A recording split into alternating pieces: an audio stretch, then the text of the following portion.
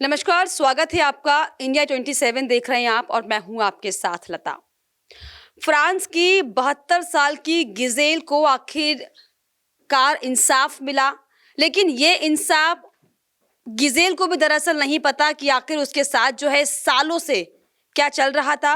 और खुद उसका पति 200 से ज्यादा बार अपनी ही पत्नी गिजेल का रेप करवा चुका था, ड्रग्स दे देकर। लेकिन अब आखिरकार जब 2020 के बाद इस पूरे मामले का खुलासा हुआ तो गिजेल को एक बड़ी जीत मिली है, न्याय की जीत।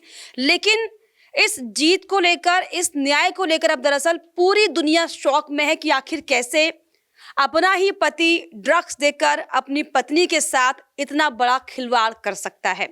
और इसी को लेकर दरअसल हम चर्चा करेंगे कि आखिर ये ना सिर्फ हमारा देश, क्योंकि अक्सर हम अपने देश को लेकर तमाम तरह के रेप के मामले को लेकर तमाम तरह की बातें करते हैं, चिताकशी करते हैं, लेकिन आप सोचिए कि ये जो रेप, ये जो बरगलाना, गुमराह करना और खिलवाड़ करने जैसी जो चीजें हैं, ये सिर्फ ना हमारे देश में बल्कि पूरा दुनिया इस चीज से जो है पीड़ित है। और इसी को लेकर हम चर्चा करेंगे। मेरे साथ मेरे सहयोगी मेरे साथ हैं, क्योंकि जिस तरीके से जो फ्रांस का ये मामला सामने आया, 72 साल की लेडी को इंसाफ तो मिला, लेकिन आप सोचिए कि क्या मानसिकता उस शख्स की रही होगी कि अपनी पत्नी का रेप करवाया ड्रग्स दे देकर। और आप सोचिए, ताजुब की बात यह है कि ये मामला खुलता भी नहीं अब तक, लेकिन जब किसी बाजार में तीसरे शख्स ने देखा कि वो लड़कियों की गंदी गंदी फोटोज क्लिक करता है, तब जाकर दरअसल एक खुलासा हुआ जिसमें ये पता चला कि 2000 से ज्यादा उसके पास न्यूड्स फोटो, गंदी फोटो, अपने रिश्तेदारों की, अपनी बेटी की, अपनी बहू की सोचिए फोटोज थी जिसमें गलत अनाप शनाप जो है शब्द लिखे हुए थे। अब दरअसल हम ये समझने की कोशिश करेंगे छोटी सी चिट चैट के जरिए कि ये किस तरह की मानसिकता है और कैसे इसे लोग ले रहे हैं, देख रहे हैं कि आखिर इस तरह के मामले भी आप सोचिए कि इस वर्तमान समय में हम सबको सुनने को मिल रहा है। राणा जी मेरे साथ, मेरे सहयोगी के राणा जी हैं। राणा जी, जिस तरीके से जो फ्रांस का मामला आपने सुना होगा और बहुत ही ज्यादा सुन के इस तरह की चीजें दुख देती हैं कि कैसे पति अपनी पत्नी के साथ इस कदर जो है निहायती बना कर सकता है कि अपनी पत्नी का ड्रग्स देकर रेप कराना। और सोचिए, पत्नी को इस बात की जानकारी नहीं। देखिए, सबसे पहले इस पर सिर्फ एक ही बात ये लागू होती है कि जब तक मानसिकता नहीं बदलेगी, कोई भी कानून, कोई भी समाज उसको बदल नहीं सकता है। तो मानसिकता बदलने की जरूरत है, क्योंकि जब तक महिलाओं को भोग की वस्तु समझा जाएगा, जब तक महिलाओं को जो है सिर्फ यूज करने की चीज समझा जाएगा, इस मानसिकता को जब तक हम नहीं निकालेंगे अपने दिमाग से, अपने जहन से, तब तक कुछ नहीं बदल सकता। आप कितने भी कठोर कानून बना लीजिए, आप कितनी भी कानून व्यवस्था को सख्त कर लीजिए, हमारे भीतर जो एक मानसिकता है ना पुरुष प्रधान की, ये सिर्फ भारत में नहीं है, ये पूरी दुनिया में है। और इसीलिए आप सब जगह की अगर स्थिति को देखेंगे तो कहीं ना कहीं दोयम दर्जे की स्थिति में ही महिला है, हर देश में, हर पूरी दुनिया में। फर्स्ट पर मेल है और सेकंड पर फीमेल है। जब तक उन दोनों को आप एक लकीर खींचकर बराबर में लाकर खड़ा नहीं करेंगे, तब तक आप कुछ नहीं कर सकते हैं। बराबर में लाकर खड़ा करने की स्थिति में कई केस उल्टे हो सकते हैं, जैसे अतुल सुभाष को लेकर एक नई बहस छिड़ी थी, लेकिन वो सिर्फ रेयर केसेस हो सकते हैं, ऐसे सब नहीं हो सकते हैं। इसलिए उस लकीर को खींचना जरूरी है और हमें अपनी जो बौद्धिक क्षमता है उसको बढ़ाने की जरूरत है। और इसकी शुरुआत सिर्फ किसी पाठशाला से नहीं बल्कि घर की पाठशाला से शुरू करना होगा। इसमें सबसे बड़ा योगदान अगर इस मानसिकता की बात की जाए तो घर से भी शुरू होता है, क्योंकि घर में भी जब हम छोटे होते हैं तो हमें वो फर्क देखने के लिए मिलता है अपने माता पिता के साथ। हालांकि ये जो हम हाँ। प्रथम पाठशाला की बात करते हैं, आप सोचिए हम इंडिया में रहते हैं तो हम इंडिया में इस तरह की बातें करते हैं, लेकिन विदेश फ्रांस जो कि हमसे कई गुना आगे हम ही समझते हैं, आप सोचिए कि वहां पर भी जो है लोकल में एक जमीनी स्तर पर इस तरह का माहौल है क्या कि लोग, हालांकि ये तो एक अलग प्रवृत्ति के लोग हो जाते हैं जो इस तरह की चीजों को करते हैं, क्योंकि इससे पहले भी जापान में एक केस आया था जिसमें 4 बच्चियों को जो है उसके शव के साथ रेप करता था वो शख्स और उनकी हड्डियां पीसकर माँ बाप को दिया। तो ये एक अलग ही तरह की प्रवृत्ति है, ये लगता है। और ये हालांकि कोई भी, जैसा आप कह रहे हैं कि प्रथम पाठशाला है, लेकिन ये जो प्रवृत्ति है ये कहाँ से आती है, क्यों आती है? क्योंकि कोई भी परिवार जन ये नहीं सिखा सकता कि आप इस तरीके से जो है चीजों को इंटरप्रिटेट हाँ नहीं, देखिए उसमें है क्या ना कि धीरे धीरे एक स्लो पॉइजन की तरह है।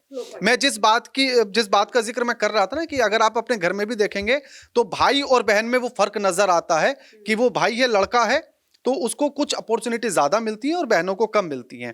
वो थोड़ा सा पीछे रहती है हर मामले को लेकर, चाहे बाहर घूमने को लेकर हो, पार्टी करने को लेकर हो, कहीं जाने को लेकर हो, बाजार में जाने को लेकर हो। इन सारी चीजों में मेल के लिए ज्यादा फ्रीडम होती है और फीमेल के लिए कम होती है।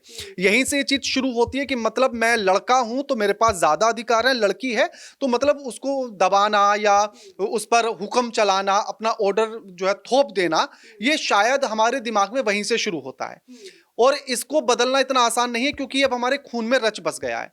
रही बात, फ्रांस हमसे बहुत आगे है। डेवलपमेंट को हम उस नजर से अगर ना देखें कि सड़कें अच्छी हैं, बिल्डिंग अच्छी हैं, लोगों के पास पैसा है, यहां डेवलपमेंट की जरूरत है दिमागी तौर पर। क्योंकि मैं फ्रांस नहीं गया, इंडिया से बाहर नहीं गया, लेकिन अगर आप वहां के कल्चर को भी देखने की कोशिश करेंगे, चाहे वहां की फिल्मों के द्वारा या बाकी चीजों के द्वारा, तो वहां भी वो फीमेल थोड़ी सी बैक साइड में खड़ी हुई नजर जरूर आती है। यानी कि ये सिर्फ इंडिया का मामला नहीं, दरअसल जो हम आधी आबादी की बात करते हैं, आधी आबादी हर जगह जो है आधी से बहुत कम है, और जिसका जीता जागता उदाहरण फ्रांस में भी देखने को मिला। ऐसे में मेरी सहयोगी बबीता भी मेरे साथ हैं। बबीता, 72 साल की गिजेल को जो है न्याय मिला है और उन्हें खुद नहीं पता था कि उनका पति उनके साथ इस कदर जो है बर्ताव कर रहा है। वो लगभग 60-62 साल की रही होंगी, क्योंकि रिटायरमेंट के बाद जो है ये पूरी चीजें शुरू हुई। इसे आप कैसे देख रहे हो और इस पर क्या कमेंट करेंगे being a woman? Being a women अगर देखा जाए लता, पहले तो मैं बहुत ज़्यादा हैरान हूँ। फ्रांस जैसे देश में, जो डेवलप्ड कंट्री है, जहाँ पर एजुकेशन दी जाती है, सेक्स एजुकेशन दी जाती है छोटे से ही, और कहा जाता है कि जब ये एजुकेशन मिलेगी, एक बात यहाँ पर सामने आती है कि भारत को लेकर, क्योंकि यहाँ पर सेक्स एजुकेशन नहीं दी जाती है, इसलिए ज़्यादातर रेप होते हैं, क्योंकि एजुकेशन नहीं दी जा रही है। एजुकेशन को इसमें सबसे बड़ा कारण माना जाता है, जो इस तरह की मानसिकता लोगों के बीच में हो रही है।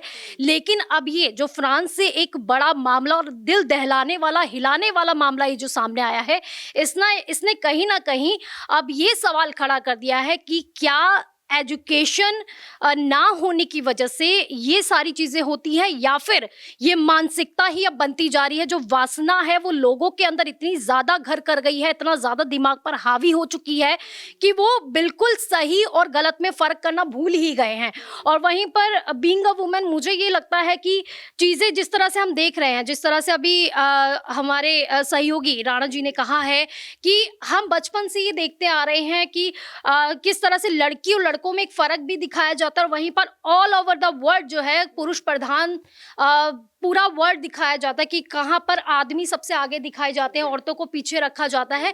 लेकिन यहाँ पे सबसे बड़ी बात यह है, क्योंकि 2020 की आप बात करी थी, 2020 में जब एक मार्केट में घूमते हुए वो लड़कियों की अश्लील वीडियो निकालता है, स्कर्ट्स की, और उनके अलग अलग वीडियोस निकालता है, फिर उसकी गिरफ्तारी होती है। उसके बाद जब उसके फ़ोन को जब्त किया जाता है, सारी चीज़ जब्त होती है, उसके बाद ये मामला निकल कर सामने आता है कि किस तरह से ये जो आदमी है ये वासना में पूरी तरह से लिप्त हो चुका है। अभी तो सबसे अच्छी बात निकल कर ये भी आई है कि जो मिजेल है, जिनके साथ ये केस हुआ, जो पीड़ित हैं, वो वाकई कितनी एम्पावर्ड होंगी, क्योंकि उन्होंने अपनी पहचान नहीं छुपाई। उन्हें नायिका बनना था, क्योंकि औरों को इसका एग्जाम्पल औरों के लिए सेट हो सके। आप सोचिए, इतनी उम्र में 72 ईयर्स की उनकी एज है, और इतनी उम्र में वाकई ये ज़बरदस्त जो है ये जिंदादिली दिखाना, और ये निडर होकर बता रहा है कि मैं अपनी पहचान नहीं छुपाना चाहती, ताकि ये औरों के लिए भी एग्जाम्पल बने। ये बहुत अच्छी चीज़ है। बिल्कुल बिल्कुल लता, और हम अक्सर ये देखते आए और हम हमेशा बोलते हैं कि जो अन्य देश हैं भारत के अलावा, जो बाहर, जो चाहे वो फ्रांस हो, चाहे वो अमेरिका हो, चाहे वो लंदन हो, वहाँ पर हम अक्सर ही देखते हैं कि फ्रीडम के साथ महिलाएं रहती हैं, उनकी जो सोच है काफ़ी खुली विचारों वाली उन्हें बताया जाता है। लेकिन रेप जैसे जब कांड होते हैं, वहां पर महिलाएं कहीं ना कहीं अपनी पहचानों को छुपाती हैं, क्योंकि आज भी महिलाओं को कुड़ेलता भी है, और प्लस जो है उनके लिए एक बड़ा क्वेश्चन मार्क खड़ा कर देता है। हालांकि रेप जरूर होते हैं, लेकिन सवाल उनके ऊपर भी कहीं ना कहीं खड़े हो जाते हैं। तो लेकिन यहाँ पर अगर जो महिला है, उन्होंने कहा कि मेरी पहचान नहीं छुपनी चाहिए, और एक बड़ा बयान उन्होंने ये भी दिया था कि मैं जो आने वाली पीढ़ी है उनको भी एक बड़ा मैसेज देना चाहती हूँ। तो इससे ये समझ में आता है कि एक तो पहली बात वो नीडर है, दूसरी बात जो चीजें हुई हैं उसमें वो शर्मिंदा नहीं है, क्योंकि अक्सर ही समाज में देखा जाता है कि लड़कियों पर पहले ही क्वेश्चन मार्क खड़े हो जाते हैं कि लड़कियों की गलती है। कई बार ये बोल दिया जाता है, और कई बार भारत में भी हमने सुना नेता लोग ये बोल देते हैं लड़के हैं, गलती हो जाती है। तो इस तरह की मानसिकता हमने देखी है। और अगर बाकी देशों की बात भी की जाए तो इस तरह की मानसिकता देखने को मिलती है जिसमें लड़की पर ही सवाल खड़े हो जाते हैं।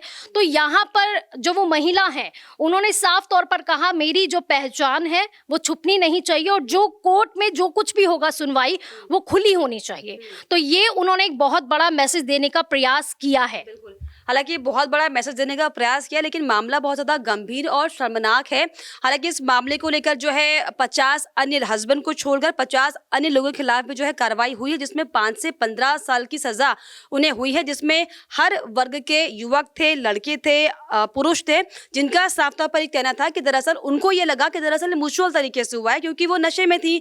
लेकिन इस तरह के मामलों को लेकर और महिलाओं की स्थिति चाहे नेशनल हो चाहे इंटरनेशनल हो चाहे पूरी दुनिया में कहीं पर भी आप सोचिए, जब इस तरह के केस सामने आते हैं तो कैसे इस तरह के कांड होते हैं ये भी दरअसल आप सब जानते होंगे। लेकिन अब इस फ्रांस की जो घटना सामने आई है, ये जो न्याय 72 साल की मिजेल को मिला है, इस न्याय को आप कैसे रेक्टिफाई करते हैं, पूरे मामले को लेकर आप क्या सोचते हैं, हमें कमेंट बॉक्स में ज़रूर लिखिएगा।